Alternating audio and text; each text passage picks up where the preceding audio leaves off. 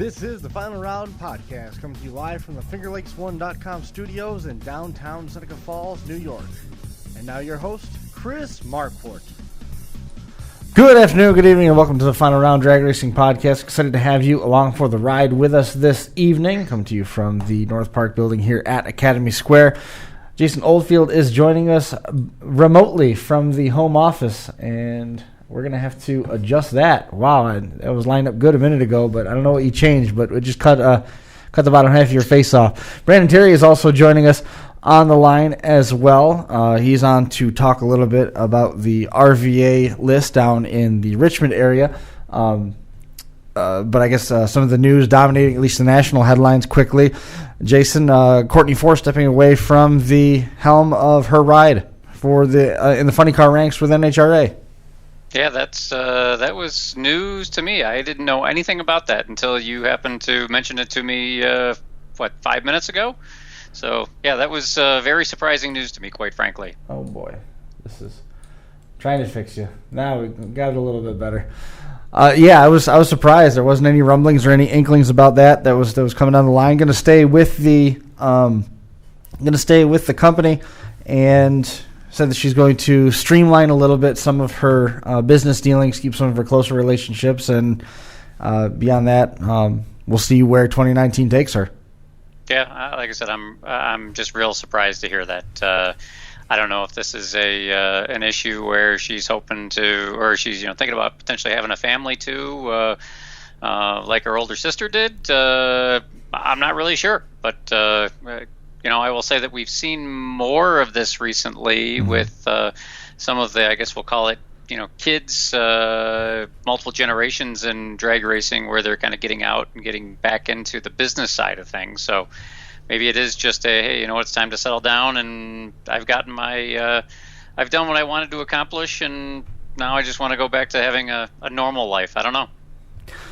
Well, you set us up with a nice transition to Brandon Terry, who desperately wants to have a normal life at some point, but right now everything has been plenty busy with the RVA list and all that racing action going on down in Richmond. The 28th season has come to a close.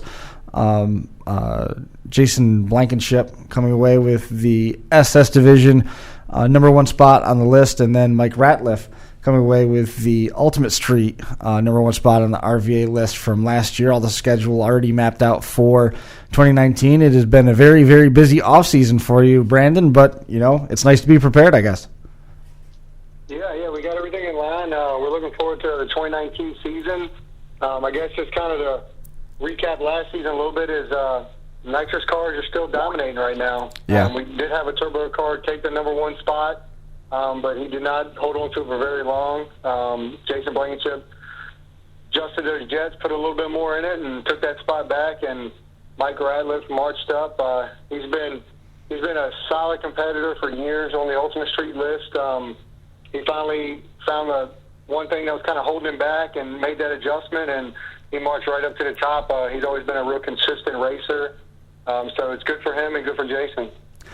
So is that a spot that you hold until someone's able to knock you off, or does Correct. Go ahead. Right, so you get challenged from below. So right. You got to get to the number 2 spot to call up the number 1 spot, and then if you can beat him, you take his spot. If not, he stays number 1. But if you stay at number 1 for 10 weeks in a row or something like that, it's not a case where we're gonna clear the list and reset everybody. No, we haven't had to do that yet. Yeah. Really, nobody's. There's been a few spot times where some guys have held it for numerous races, but for the most part, we've seen a lot of movement, a lot of changes to the number 1 position, to where it hasn't been a thing where we've thought we needed to do a reset or anything. In terms of what you've got for your rules package from last year to this year with the nitrous cars dominating, is there any discussion from the driver's side first, and then from your perspective as sort of the director of all of it, second, has there been any chatter from the driver's side to somehow diversify the list, diversify the offering, to change anything, to put in place the equalizers or handicaps or anything along those lines? Well, so last year, we gave the turbo cars methanol and water injection. We also allowed them to not have a muffler on their car, to use the turbo as a muffler. We still require that the exhaust exits under the car and behind the driver's seat, or behind the driver's door. The only question that ever comes up is allowing fender exits for the turbo cars. And of course, if we give them to turbo cars, the nitrous guys want them too. We're really trying to keep this a street car list, and we feel strongly that a street car has exhausted exits under the car, not flames shooting out the fenders or the hood. So that's really been the only chatter. We did, on the rules side, we did take away the minimum weights now. We feel, we weighed the cars last year. We did a couple surprise weigh-ins with the cars. We don't weigh them every race, but we'll pop the scales out. We don't let them know they're coming, and we'll have them run across the scales. What we found is, every car was well overweight. Not to say somebody can't build a lighter car, but with everything we require with the carpet, the two seats, the door panels, the exhaust under the car, the type of tires they have to use, they have to have glass in the car. They can only have certain fiberglass components. We just don't feel that, unless you build like an Opel or maybe a S10, you might come under, but, only by a couple 100 pounds of what we used to have. So we just open that rule up and we don't scale the cars at all now. That's interesting. Jason, have you ever come across anything like that? I don't know that I have, quite frankly. That's one thing that really, and I know I've said this before on the show, it really, interests me overall about this style of racing, because it's just really just a whole different mindset, I guess, than what I'm used to. I haven't run across anything like that before, but it's certainly an interesting take. I'm shocked to hear that the cars coming across the scales aren't dialed right on the number within a matter of pounds to come into what it is. But you said everybody's weighing in way over. Not even to say that they're coming in light or close to it. They're way on the other side. Right. We had one car last year that was within 100 pounds of weight, but they were still over. Wow. Most cars are between 200 and 600 pounds over the minimum weight, to be honest with you. Because again, these are street style cars. I mean, and I say street style, but they're really street cars. And these cars we see get driven to car shows. They get driven on the weekends. Like William Glenn's pickup truck. You see him driving it to work. Gene Miley drives his car. Jason Blankenship drives his around. My truck, I've cruised down Broad Street, and down in Mechanicsville into the shop. These are actually driven vehicles, so they're not gutted, but so much, Right. It's not like your typical tin can race car that's got a whole kind of piece of Lexan to reach a rod to open the door. These are, they got the door handles in them. They got the window cranks in them. The windows go up and down. They got wipers on them, most of the time. Radios in them, so you can't get but so light when you carry around all that equipment. Right. How did, again, I know we told the story last time that you were on, but just for the folks who might be tuning in for the first time, how did the RVA list come to be? Of course, with the Street Outlaws and their top 10 list, it's piqued some interest around town. And Johnny Davis runs Richmond Dragway, and he had come up with the idea to do an RVA list. So me and Jason Blankenship went out and participated. David Childress was another one that came out, and John Dunn, and a lot of these guys are still running lists today, Pete Decker. So the first year, it was just kind of a thing we did between each other. Johnny kind of oversaw it, but with running the track, he didn't have a lot of time to really manage it. So I came to him with running the speed shop and said, hey, I'd like to take this over if that's cool with you, and we can really advertise it and kind of put it out there. And he agreed. We came to an agreement, and he kind of lets us do our thing. We run stuff by him just if we want to add a different class or kind of do something out the normal. But for the most part, it's, we just do our thing, and it's worked out great. It's and it has worked out great. You guys have gotten a lot of traction, and your level of competition has certainly picked up as well, working through 18 with a number of different top spot changes and the number of different people that have moved in and out of the rankings list. It falls in line with what Jason was saying in terms of it's a little bit different than what we're probably accustomed to in this, given that it's so focused towards street and almost daily use vehicles. it makes that opening a little bit wider for anybody to come in and be part of it. It makes it that window of competition more accessible for more people. Right, exactly, and we see that every race. You know, we have shootouts that have anywhere from 10 to 20 people in a shootout to try to get on the list. Then we carry 2 full 10-car lists. So any given week that we have a race, you know, we bring 40 to 50 cars to the track just for our event. And also what we've seen happen is other lists have kind of spawned off.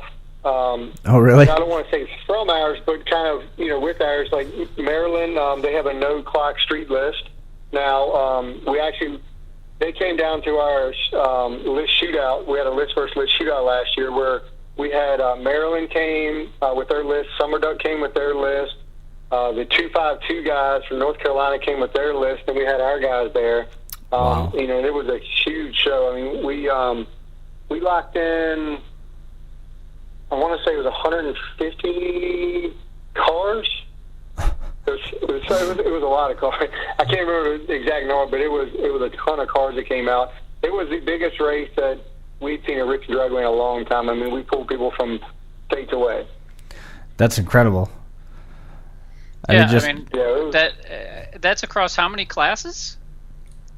Well, we had our 2 classes, but everybody else just had one list they brought.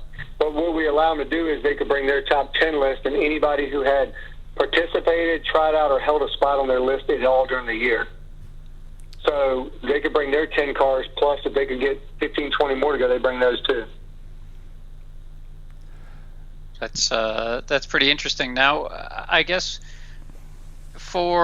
I'm looking here at your website, which is very nice, by the way. I have to. I'm not sure who did it. If you had one of the competitors did it, you did it yourself, but it has a very, very nice layout, and I would certainly recommend that anybody that's a fan check your website out because it is very, very well done. It's thervalist.com. So Jason Blankenship was the champ in Super Street last year, and Mike Ratliff was the champ in Ultimate Street, right? Correct. And what's the main difference between those 2 classes?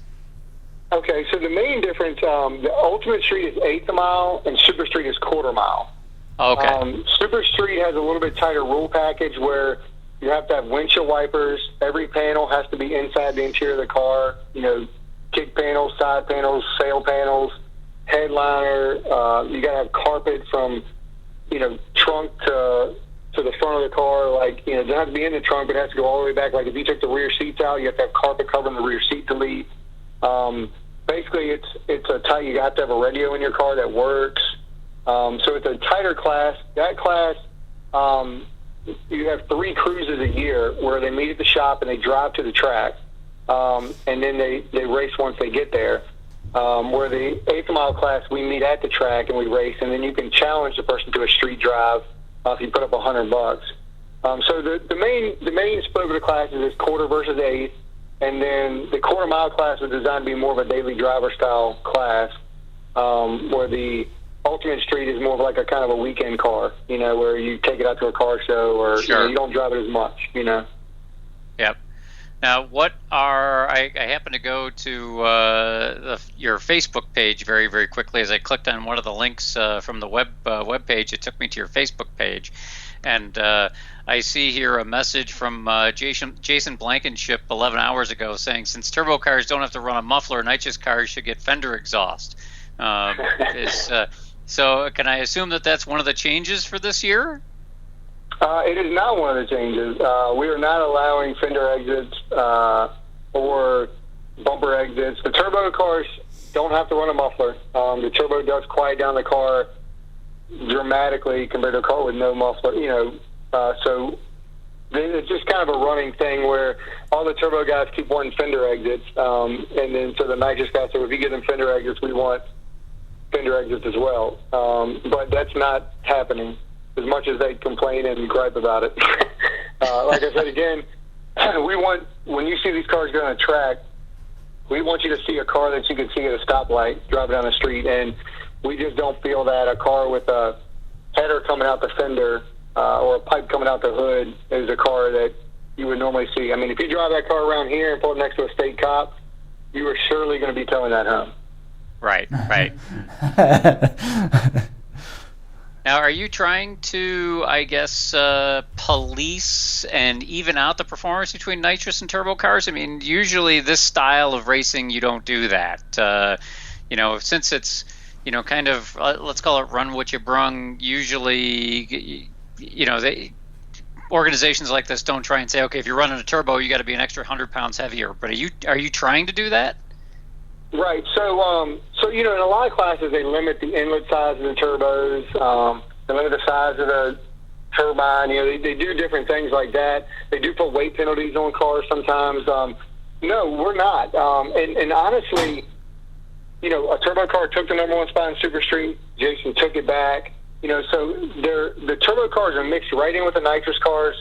At this moment, we don't see any advantage to either one.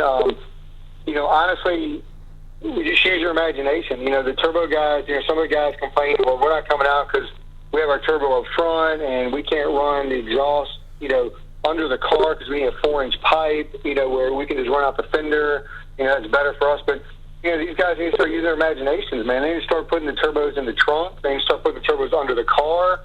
Right. They need to start doing some stuff to where it's not a big deal to, run some exhaust under the car so that they can, if that's what they think is holding their car back as far as the downpipe, then they need to make that change. But Adam Dean, he's a prime example. He's got a F-body. He's got a turbo on it. He ran the exhaust under the car. He ran on our list last year. Then Summer Duck started a list. And he went to Summer Duck's list because he lives closer to them. But he'll tell you, the exhaust on his car made his car run no slower than it did when he dumped it out the hood. And his car flat gets it. So it's not, I think it's more of a, guys don't want to change, but we're seeing more guys make the change because they're realizing the list format of racing has not gone away. It's actually grown. Like I mentioned earlier, Maryland has a list. Summer Duck has a list. VMP just started a list, which is Virginia Motorsports Park. We have a list. Colonial Beach is starting a list. So we have 5 lists local to us. And we're already talking to Maryland about doing a list versus list shootout, possibly in October. We're going to do another list versus list deal with where everybody comes to Richmond or we go to their track this year, to where we'll have Maryland and Summer Duck and VMP's list and everybody do battle. So really it's kind of become a pretty big thing here, and the payouts are pretty good when we do the shootouts. So we got a lot of people making a changeover to come to our events. Now, I was just going to say, I mean, that's one of the issues typically when you try to do, let's call it mixed sanctioning bodies, right? There's usually always some type of compromise that needs to take place with regards to rules. So are people generally trying to conform to RVA list rules, or is there a compromise going on here? Well, it seems to me most guys with the street cars are conforming to our rule set. There's really not, I don't want to say there's not much more out there to do, but I mean, any of the other events you can, if you run under our rule set, you can go to any other event and race. Does that make sense? So, you might go to an event where somebody's got fender exits, but if you've already got your car tuned in for exhaust that goes under the car, then it's really not going to change anything. Right. Right. So most of the guys seem to be switching over to our rule set. And then, so like Maryland adopted our rule set. They changed a few things, like they race 1,000 foot. So instead of doing an 1/8 mile and a 1/4 mile class, they do 1,000 foot class. So now when we went up there with our list and ran them, we ran 1,000 foot. They do Pro Tree where we do Instant Green. But if you read their rules, I mean, are identical to ours. They just made some changes. And we told them when they started their list, hey, you can use our rule set, make what changes you want to do. Of course, the closer y'all keep it to ours, the easier it'll be to run each other because we don't have to go, well, these guys got this, these guys got that. But everybody does their thing, and our guys didn't complain. We went up there, we ran 1,000 foot. We ran Pro Tree, which is not what we normally run, but nobody complained. Everybody said, hey, this is their house. We'll run by their rules. And then Summer Duck brought their list to us when we had the list versus list shootout. They allow fender exits. Believe they allow drag slicks as well, which when they came to us, we said, look, you run under your rule set, but your cars need to tech to your rules. Don't change anything because you came here, but make sure your cars will tech to your rules and will race you. So they had to oversee their own tech process, and all the cars had to meet the home track rules, even though they were running at your place. Right, and me and Jason Blankenship was policing Super Street. I was policing Ultimate Street. Jared Provost, he and Adam Dean ran the Summer Duck list. They were in charge of policing their guys. Kevin Niemerich and Corey Gates came from Maryland. They had to police their guys. And then Ernie Murphy from 252 list, he had to police his guys. And, we had a discussion before. Hey, look, our guys know the rules of your class. Our rules. So if we see something, we're going to call it out. And we had one guy call somebody out on something, but it ended up not even being a legitimate thing. He thought he had too big a tire for what he was supposed to bring, but it ended up being, he came just like he was supposed to. So everybody came the way they were supposed to come, and we had a great race. And in the end, it was a car from Maryland, a car from the 252, and a car from us. Pete Decker from us, Demon from 252, and then a black Mustang from Maryland, and that was the 3 final cars. So I feel like, the way the race went down, you had one person from 3 different lists in the final 3, so it sounded like it was a pretty good day. You should write a book. Because I don't know if I can think of any assortment of touring series or tracks or what have you that are getting along as effectively as what this group of these different lists down in the Richmond area are right now. And I can't even begin just in the conversation to put my finger on why it is, other than it just seems like it's a no pressure, it's a no nonsense but no pressure type thing. I mean, do you have any idea on why it has come together so seamlessly and how? Well, it's crazy. From the beginning, we've been open about it, and we're right out in the open with our rules. We explain our rules, why they are how they are. If anybody else at another track wants to start a list, I mean, it's a full-time job to keep up with a list. So I believe it. I can't run multiple lists. I can't run a list of this track and a list of that track. So if another track wants to open up a list, we feel they're far enough away from us to where they're going to draw guys from their area, or we're drawing guys from our area. So we encourage other tracks to open up lists, because then we can get together and have shootouts. And the more streetcar events we can put together and have, the better off it is for racing in our area. And most of these streetcar shootouts we do have anywhere from a $2,000 to $7,000 purse. So, the more chances a guy has to win money and to go out there doing what he loves, and he can go to multiple tracks and do it, the more the community is going to grow and race. And a gentleman from Greenlight Media, and forgive me, I can't remember his name, but if you look him up on Facebook and Instagram as Greenlight Media, he came down from Colorado. He grew up in Virginia, but he moved out to Colorado. He does a lot of photos at tracks out there. It's his main business. He flew back in, asked us if he could come do some filming and video and photographs at our race. Of course, we told him, hey, absolutely, knock yourself out. So he came down and hung out with my guys to do the filming. And he actually contacted me over the winter, and he's starting a list at his track in Colorado. And he asked if, he could use our rules. And I said, hey, man, you can use our rules to the T. I said, you can use them word for word. You can change what you need to change. Make it fit your guys in your area, because every area is different. But, I said, absolutely, go for it. So he started a list of his track, and let me see, I'll look up and see what track he's at. And, he's asked me some questions along the way. And, he said, so far, so good. Donnie Andrade is the gentleman's name. And let me see where his track is.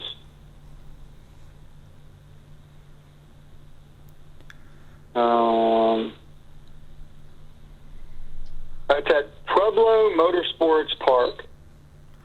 So loose math, just kind of guessing at what the geography would be. Halfway between for the two of you guys would loosely be like Indianapolis, right? That would seem correct. So how long before you guys do a shootout race there? And you take all the Virginia guys out to Indy, and he brings all the Colorado guys east? Hey, whenever he's ready, I'm sure we can put it together. Yeah, we got enough guys around here, and enough guys to come run our list. We can find at least 10 that are wanting to drive and have a good time. That's crazy. Yeah, so that's why Indy's so popular from an NHRA competition standpoint, right? Just because of the fact that it is kind of centrally located for people from both sides of the coast. And I guess how many shootout races do you expect to have, Brandon, this year? I mean, that to me, that's kind of really what would seem super interesting to me would be the our group against somebody else's group. That would be fun to do. Play up the team aspect of it, if you will. Yeah, exactly, and that's what's so fun about it. And sometimes we get at each other's throats and we're running each other. We're trying to beat everybody, claw our way to the top, and then as soon as we go up against another list, it's like, hey man, what do you need for your car? And don't get me wrong, we're all buddies at the track, but when you're racing each other, a little bit of that goes to the side. But when we go together to Maryland, I mean, we'll meet at the shop, we'll all drive together, we'll cook together, we'll park together, we'll help each other on vehicles. I mean, it's really a good fun time that we all look forward to. Like I said, I know we're working on something with Maryland. I'm sure we're going to be working on something with VMP, the 434 guys. We actually did our first year, Charlottesville area 434 VMP guys. They put together they didn't have a formal list, but they put together a mock-up list, I guess you'd say, of guys in their area, and they brought them to us, and we had a shootout with them the first year we took over the list. So I'm thinking we'll probably have 3 to 4 matchups this year with different tracks. And again, it's a good pull for guys to get cars together, that meet the list rules, because it's a good opportunity to, get in some shootout races that other people can't, and our rules have always been to get in a shootout, you have to either be on the list, have been on the list, or come out to a shootout. Even if you didn't win our shootout, if you came out to a shootout and tried to get on the list, you're still allowed to go to these shootouts with us. Yeah. And you're looking at 10 races at Richmond, plus the additional shootouts that are out at the other facilities? Right. It's a pretty good season. I mean, running once a month plus doing a little bit of traveling, it seems like it lends itself well. Yeah, and honestly, that's about all these cars can take. I mean, we're pushing them so hard, that it's just tough to keep them together much more than that, if that makes sense. I mean, these guys do go do other events too. They'll go run Fun Forward, they'll do other stuff. But I'll use my truck as an example. I've got a small block in, and I was spraying it with a 600 hit to keep up with everybody. So most of the guys out there are, it's safe to say, they're 400 plus on nitrous probably at this point. So that's tough on a motor, especially if you try to, we get out there, you make a couple test hits. You got a tester in the year anyway between races to check stuff. But on a normal list now, you'll make a couple hits, and then we got 4 rounds of racing. So you're going to make 6 passes on a car, with that kind of nitrous on it. I mean, it's tough on parts, rear ends, transmissions, motors. I mean, it's tough on it. Yeah. Now, what about? It's tough on parts and can be tough on the racers. Now, obviously, it's somewhat self-serving for you, right? Because you are racing as well, correct? Right. Yeah. So it's somewhat but I mean, putting this whole series together and doing all of this. I mean, doing it myself, I know how much work goes into it. And you start doing. I think at Western York Super Auto Association, I think our largest schedule maybe was 9 races. So now you're talking 10 races plus some shootout races. I mean, that takes quite a bit of work on your end to be able to put something like that together. It does. There's a lot of behind the scenes, a lot of talking to different people in tracks, and a lot of message groups, and like I said, the guys who race on the list, they're awesome. If something comes up, man, I'll just shoot them in a group message, say, hey, he's game for doing this, and everybody checks their schedule, and boom, they get right back to me. And if 8 of those guys can make it, all 10 can, but 8 can, then I'll pull up another group message that has all the shootout guys in it. Hey, who else wants to come? And they pop right in. So like I said, when you have good racers and good guys participating, it makes things a whole lot easier. And we definitely have that. We got tracks around here that work very well with us. Johnny Davis at Richmond Dragway, then you got Maryland. Then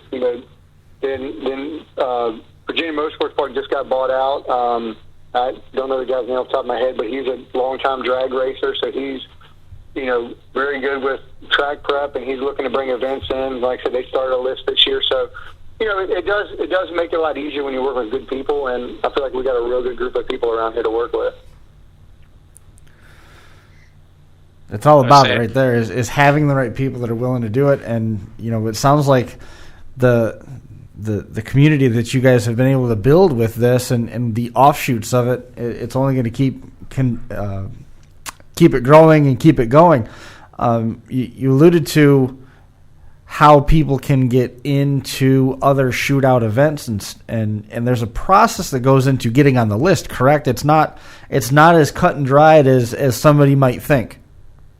No, we have guys that come out every race to try to get on the list, and some don't make it. It's just you got to be faster than everybody there. And then even so basically what you do is you put a call out on Facebook. You say, hey, I want to try out for the list.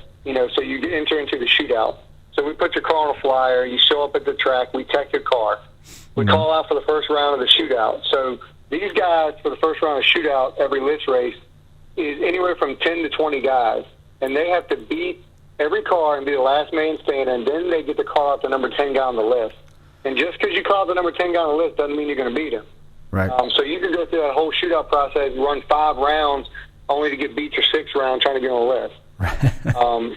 And it happens. Tracy Eubank, I think he came out 4 or 5 times to try to get on. Tim just got on with his Red Nova this last race. Mm-hmm. And I'll tell you, with Tim, he came out, I bet he came to 6 of our races last year. And he's got a nice Nova. It's got a small black ad, got a couple stages of nitrous on it, a really nice car. He comes out of the Donna Williams camp, and Charles Forrest with Boozilla. Those 2 cars, come from the same garage, basically. Donna Williams does a lot of work on them. And Blake Canada, he's got the Thunderbird. He was in 10th position. He came up to me before the race. Tim won the shootout. And he said, I'm going to pull my car off. He said, I got some things going on. I want to change up on my car. He said, I'm not going to be able to race, beginning next year, so I want to go ahead and pull my car off. He said, but I don't want to just give him a spot. I want him to race for it. He said, but regardless, I'm giving him the spot. And so I went to Tim and let him know, I said, hey, look, here's the deal. He's giving you the spot already because he's got to give you the spot before you race, but he wants to race you for it, basically.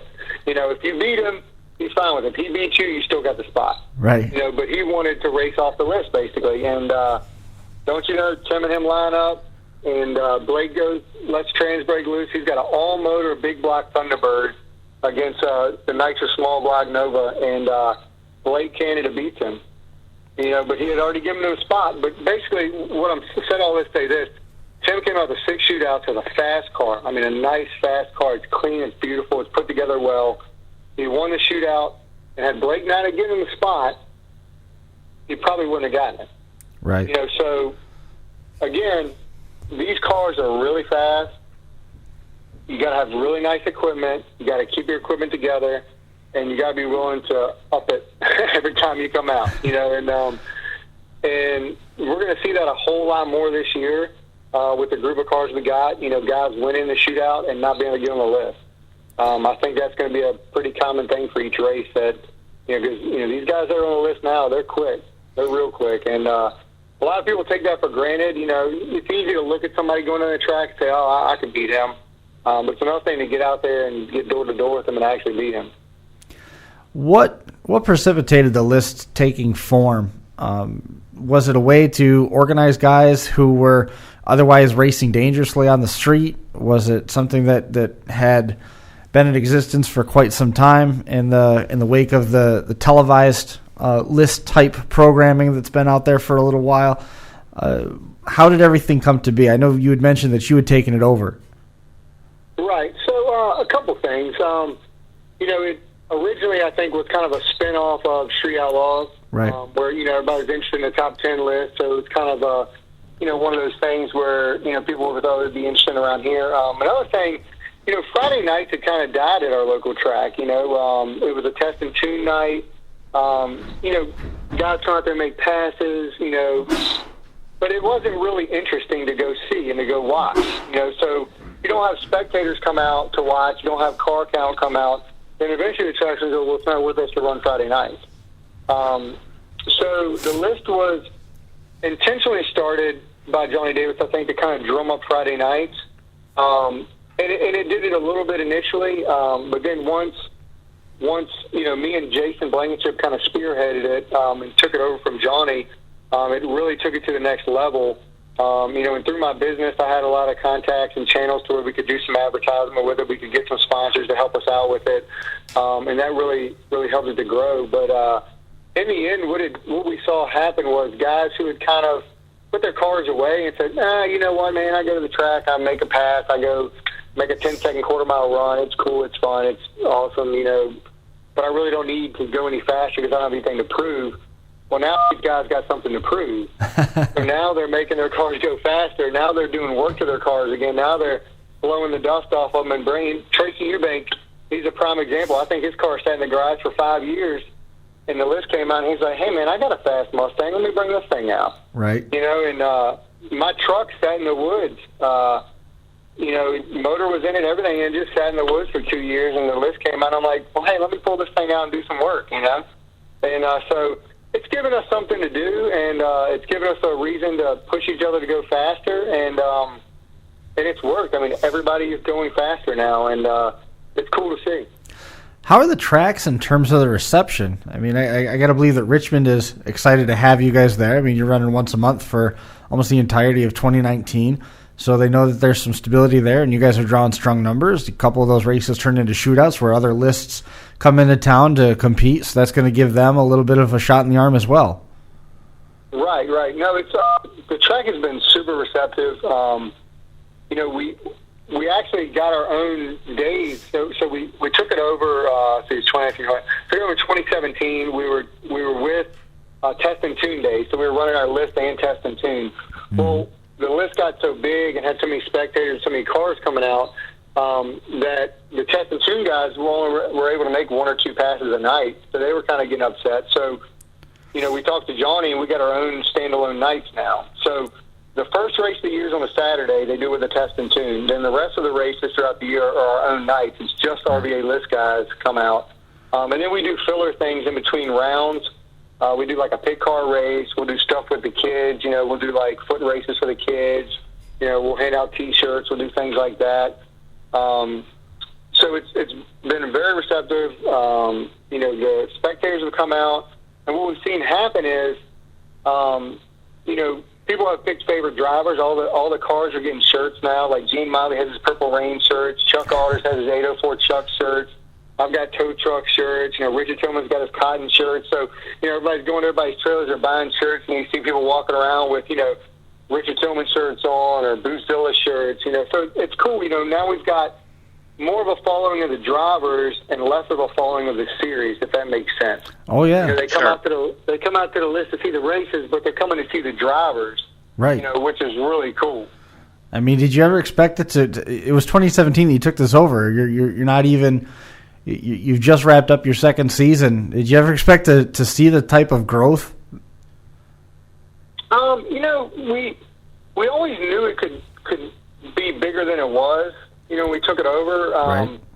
But it was hard. You can't really. I've never been one of the people to go, you know what, I'm going to do this, and this is where I'm going to be in a year or two, and this is where it's going to go. Right. I'm one of the people that I feel like if you're honest with people, you're good to people, you do what you're supposed to do, and you put a fair rule set down there, and you listen to people when they want change or have complaints, or and you handle stuff.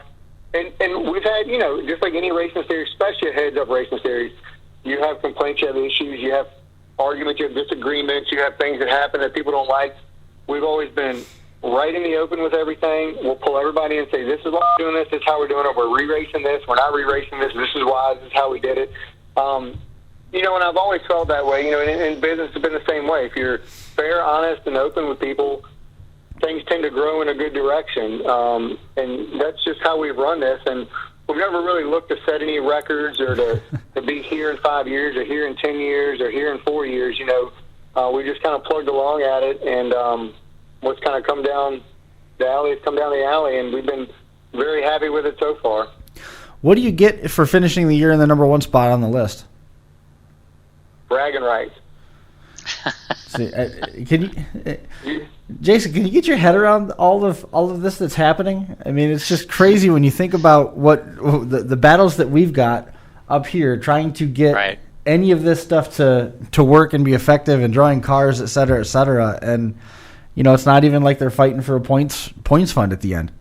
Yeah, look, that really is crazy. I've sponsored races through the business. I've sponsored a lot of different shootout races, from street car stuff to race car stuff. We've done the big purse thing, $10,000 to win, $5,000 to win, $6,000 to win.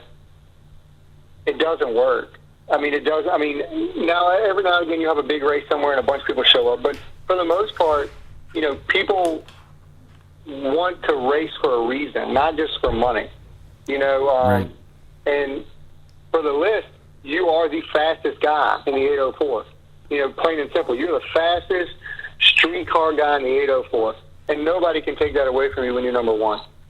Mike Ratliff, he's the fastest eighth-of-mile street car in the 804. Jason Blankenship's got the fastest quarter-mile nitrous car in the 804. Plain and simple. And you can't take that away. Right. So we don't have big prizes for money. These guys bet their own money against each other. It's a minimum of $50 to a maximum of $300. And it's very rare we see anybody go over $150.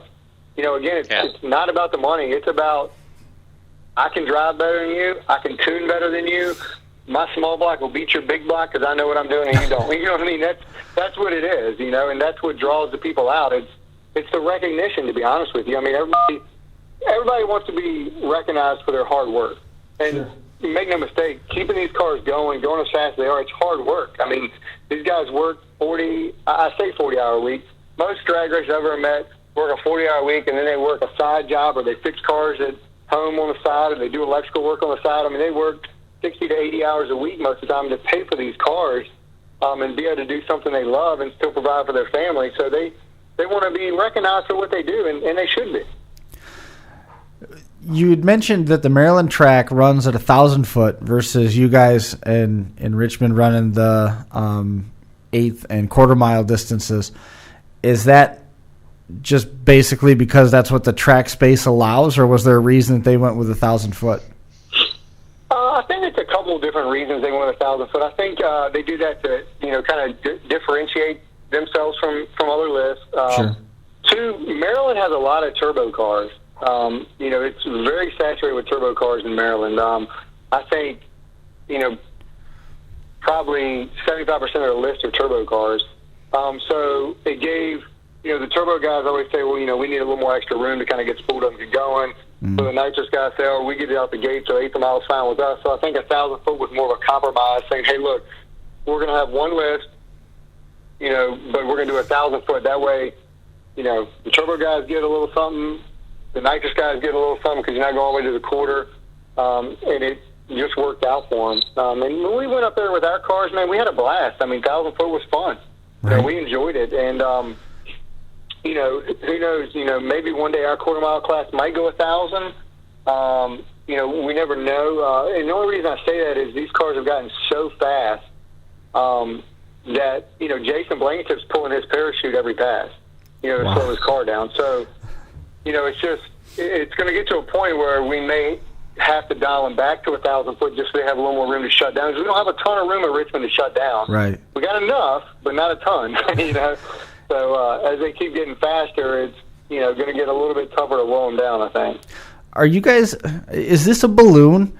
In the sense that you're continuing to grow, but if anything were to turn, would it be a quick die off? I know you guys said that you didn't plan ahead and you look at that kind of thing, but you just said that some of these guys are working, 80-hour weeks to pay for their cars, and your end result is bragging rights, which everybody likes. But does there come a tipping point where that goes the other way, where you're spending all your time making money to pay for a car that, I know you said that these guys go to other meets too, so maybe that's the balancing act there, is finding races that do pay where you can finish well enough, so you're getting a little bit of a return on your investment. What are the drivers saying now? I mean, you're continuing to get faster, which means you're going to have to continue to spend money at the very root of it in order to keep up with the next guy, so that you can continue to press up the list. And in addition to getting better as a driver, is it a bubble? Well, I guess I got to look at it this way. If you take 1,000 race car owners, drag race car owners, maybe 5 make money racing?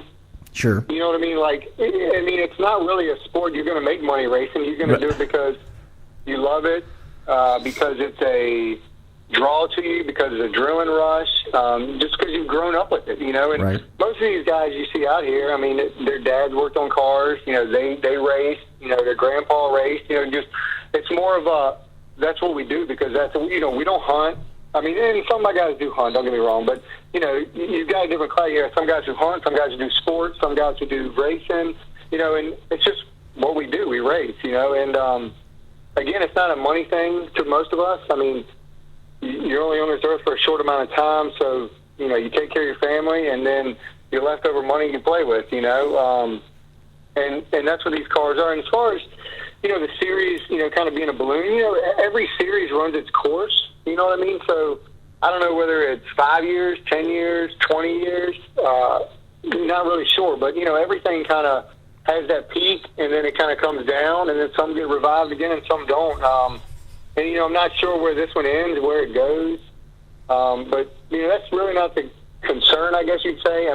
Because in the end, you've got a really fast car. If you've got nothing else at the end, you've got a really fast, awesome car. Right. You got YouTube videos of your car. You got photos of your car.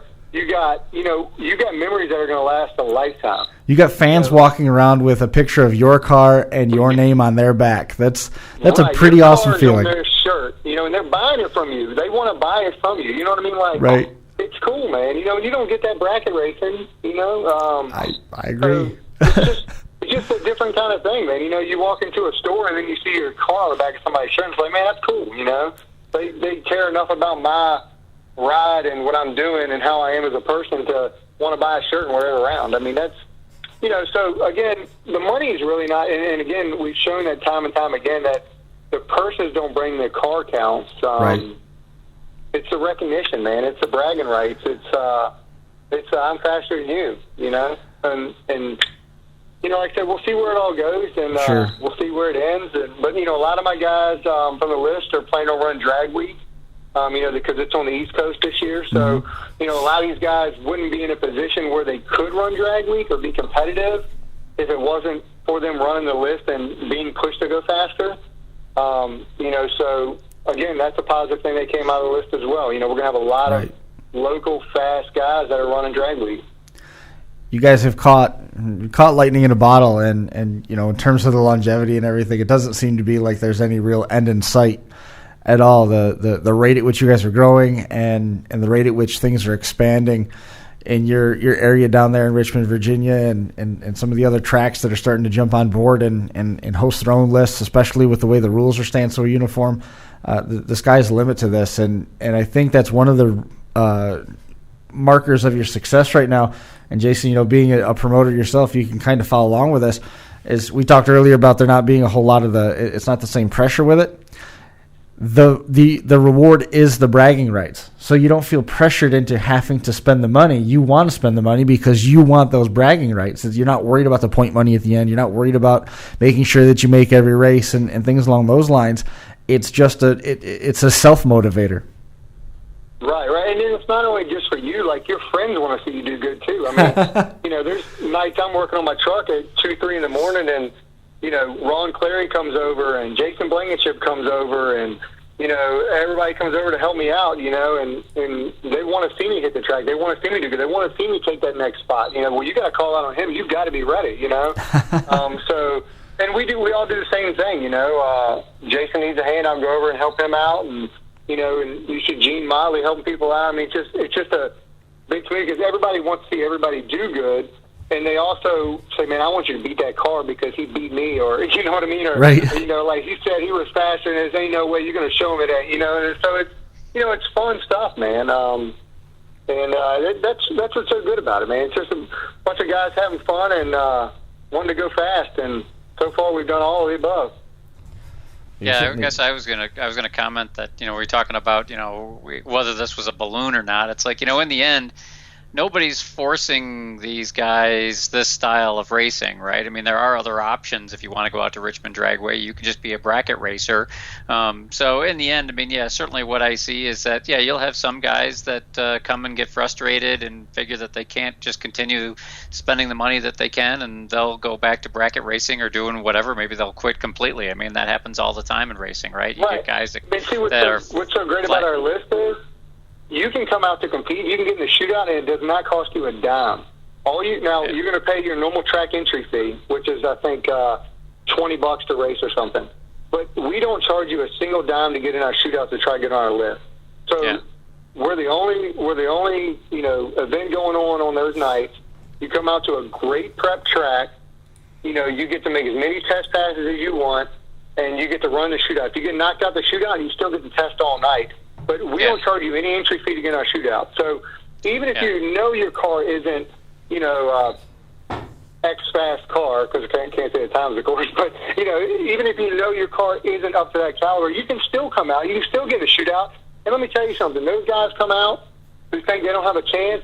You should see their face when they win just one round. If they just win one round, they are hooked, man. They are having a ball. They're having the funnest time of their life.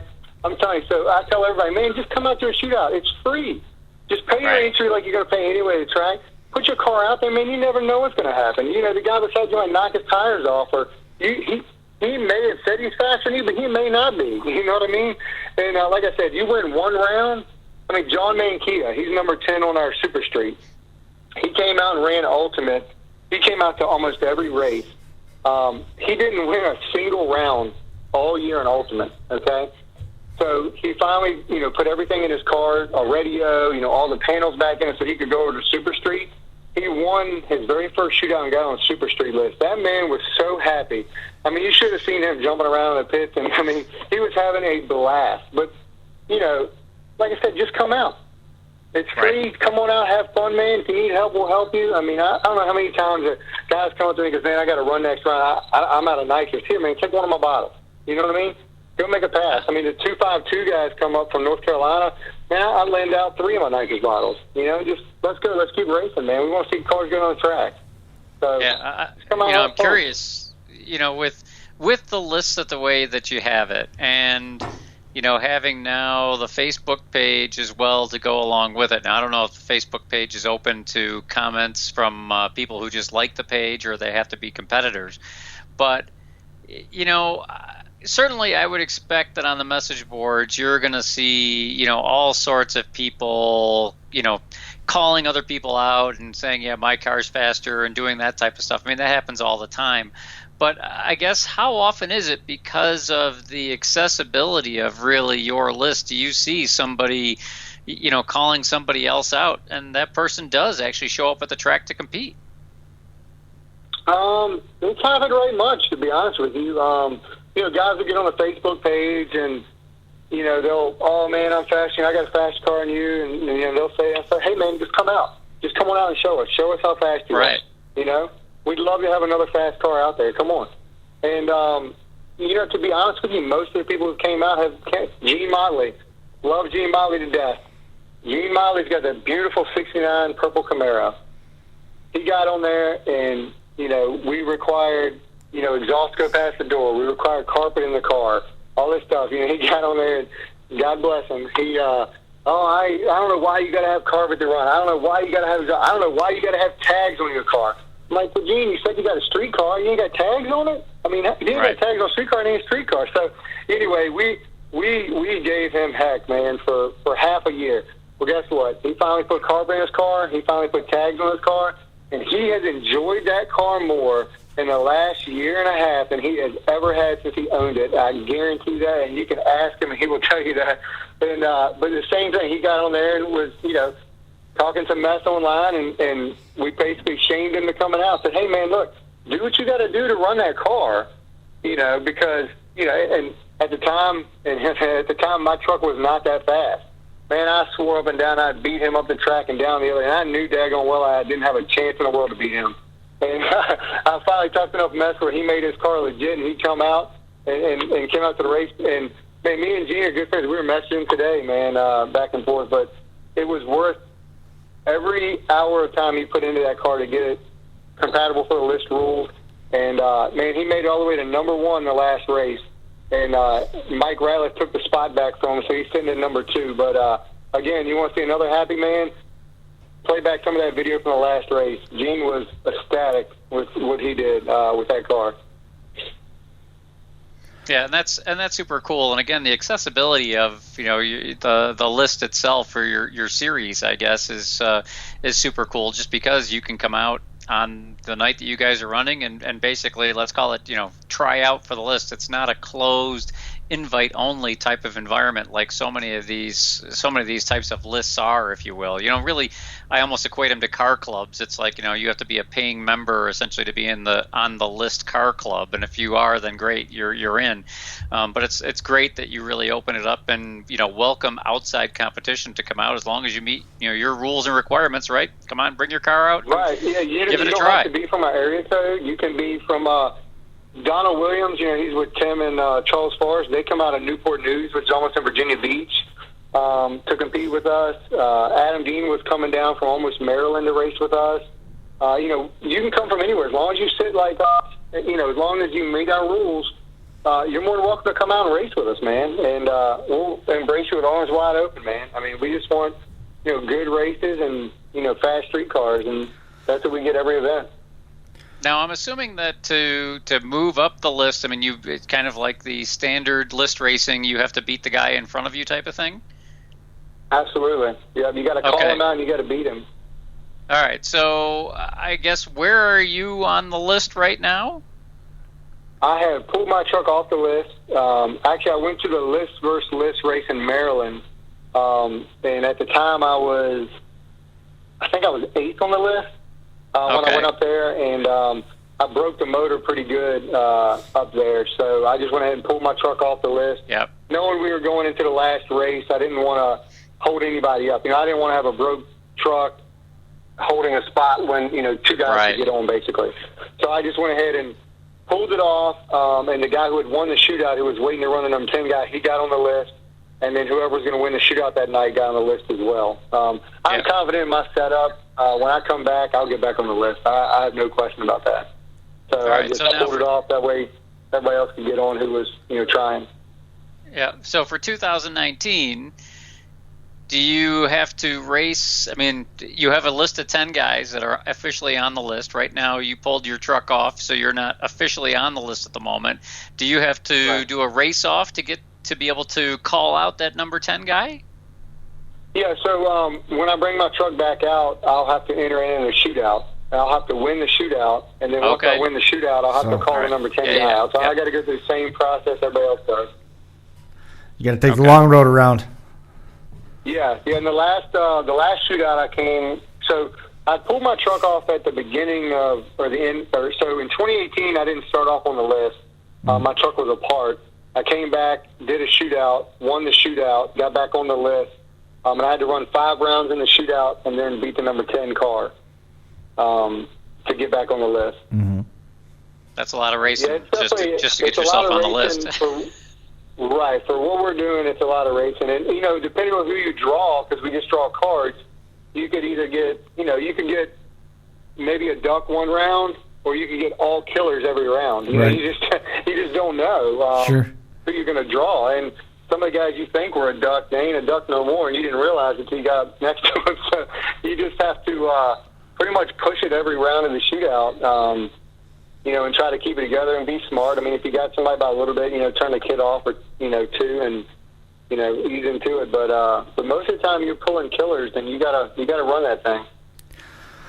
The RVA list, the RVAlist.com, if you want to follow up more on it. They also have a very active Facebook page. We're talking with Brandon Terry of the RVA List, oversees both the Ultimate Street and Super Street lists that operate out of the Richmond Dragway. The season is going to start March the 23rd. They've got 9 dates running monthly through November in 2019, plus a bunch of shootout races that are planned as well. Jump on there. You can find out who is where on the list right now. Your leaders to kick off 2019. Jason Blankenship atop the list on the Super Street side. The Ultimate Street side is Mike Ratliff. We talked a lot about the RVA list and where things are at, how it came to be. On top of all this, you've also got Performance Dynamics that you're busy with. Talk about running 2 and 3 full-time jobs at a time. How's everything going with Performance Dynamics?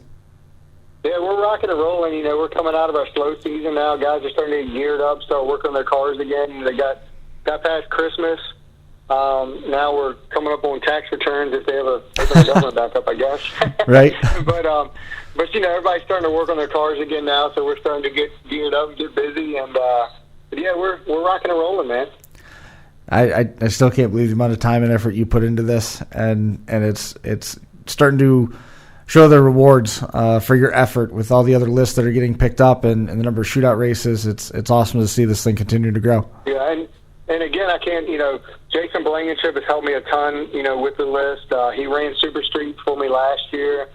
He's helped us with it a ton, so I just want to give him a shout-out for that. He's stepped away from running Super Street list this year to focus on his car, and his buddy's got a car coming out, so he's going to be helping him as well. And then he's, geared up to run Drag Week, so he's redone his car from the bottom up. Everything is new in it. So he really wants to go after Drag Week hard, which I think he's going to do really well with it. So he stepped away this year. I'm sure he'll still help me on some, shootout races, like list versus list things. But like I said, last year, huge help with all this. So, and the year before, so I didn't want to leave him out. But that's his game plan for this year, in which we fully support it. And like I said, hopefully he goes out there and does what he wants to do in Drag Week. Is there anybody else that you wanted to mention? Any sponsors, any partners? All the nitrous companies out there have really stepped in and helped us. Nitrous Outlet, Nitrous Express, Induction Solutions. They've been a big help with us with all this. They're always doing, like, Induction Solutions sent us a bunch of shirts. Nitrous Express sent us a bunch of banners and stuff. Nitrous Outlets gave us a bunch of stickers and banners. These guys have been great. A lot of the cars out there run nitrous kits. So they see the sales, they see where they're going, and they've gotten behind us and helped us and support us. You guys, y'all are great too, man. Y'all, give us airtime and keep the information flowing for everybody. And then, of course, Johnny Davis with Richmond Dragway. He's been an awesome help down there, and a big supporter of the list, and just kind of, we come to him with crazy ideas and say, man, we want to do this or do that, and he's like, hey, man, go for it, So, we appreciate that. Again, the whole racing community has rallied behind us down here, and we see it, we appreciate it, and all the racers, man, it wouldn't be possible without those guys and the hard work. So, we really appreciate all their hard work on it. Well, let's plan on getting together again here as spring moves through, because I know everybody in New York right now is worried about springtime with 2 feet of snow outside. We'll get together. We'll get together in springtime and see how things have gone through the first couple of events. Yeah, sounds great, man. Brandon, I greatly appreciate you coming on the show tonight. It's always good to talk with you, and you guys are doing an awesome job down there. All right, thanks, guys. Appreciate you having us on. You bet. We'll see you later. Okay. Thank you, Brandon. Yeah, thank you. There goes Brandon Terry with Performance Dynamics and the RVA List, RVAList.com. Jump on Facebook if you want more. They've got the schedule posted on their Facebook page. They're running once a month, starting with March 23rd. That's their first date at Richmond Dragway. Additional events are going to be added as they work on their shootout schedule when they're participating with some of the other area speedways, Maryland, and then he mentioned Virginia Motor Speedway also has a shootout event planned right now that they're trying to finalize dates for. So that'll be updated. The website, the 2019 schedule is not on there yet, but I trust that they will be. It's a gorgeous website. Tons of information on there. So jump on there. You can find out who's on the list, a bunch of videos. You can't really go wrong along those lines. What do you think, Jason? I was just perusing the Performance Dynamics website, getfastandthenumber1.com, and looking at where I could spend all my tax return money, as Brandon alluded to. So yeah, certainly, it's definitely interesting. I honestly, I can't believe that 2 months from now they're going to be having their first race. That's, I mean, just being where we are here in New York, that just seems crazy to me at this point. But it's unbelievable. Racing season's around the corner, I guess. Winter's not going to last forever. We hope it doesn't last forever. Well, I'm hoping it doesn't last through next week, but I've heard that it's going to be really nice next week in Minneapolis. So yeah, perfect. Perfect. Well, yeah, that was complete sarcasm. I believe Wednesday of next week, the forecast high is -11 Fahrenheit. Yeah, it sounds like Minnesota. Right. Sounds about right. We used to go out there for that. We used to go out there for the Demolition Derby in St. Peter, outdoor show in February, and it was never warm. It was. Yeah. And the thing is with that, you don't want it to be warm because then the track thaws, so it turns into a slop fest. You want it to stay as cold as possible so the track stays tight. Yeah. Yep. Well, I'm definitely not looking forward to it. I would much rather be here in Western New York and doing our scheduled final round podcast. Obviously, we've done 2 in a row, so yeah, next week we're off, and I guess I don't know if we're going to get back on schedule then, or we're going to be looking at doing one 2 weeks from tonight. I guess that's we'll have to save that for our next producer meeting. 31st lap will be on next Thursday. That way you can take care of everything you got to do in Minnesota, and then we'll get back on pace the following week. Perfect. That sound good? That sounds good to me. Awesome. Well, I think that is going to do it for us here at the North Park Building at Academy Square. We appreciate everybody tuning in and hanging out with us as we talked with Brandon Terry from Performance Dynamics and the RVA List. Again, online, the RVAList.com. Jump on there. You can also find him on Facebook. It's got a list for Ultimate Street and Super Street racers at the Richmond Dragway, and it has really caught fire with a bunch of other lists popping up down in that neck of the woods. Check them out. That's going to do it for us here. We appreciate you watching. Number 56 is in the books. We'll see everybody next time. This has been the Final Round Drag Racing Podcast, coming to you live from the FingerLakes1.com studios in downtown Seneca Falls, New York. We'll see you right back here again in 2 weeks. Thanks for watching.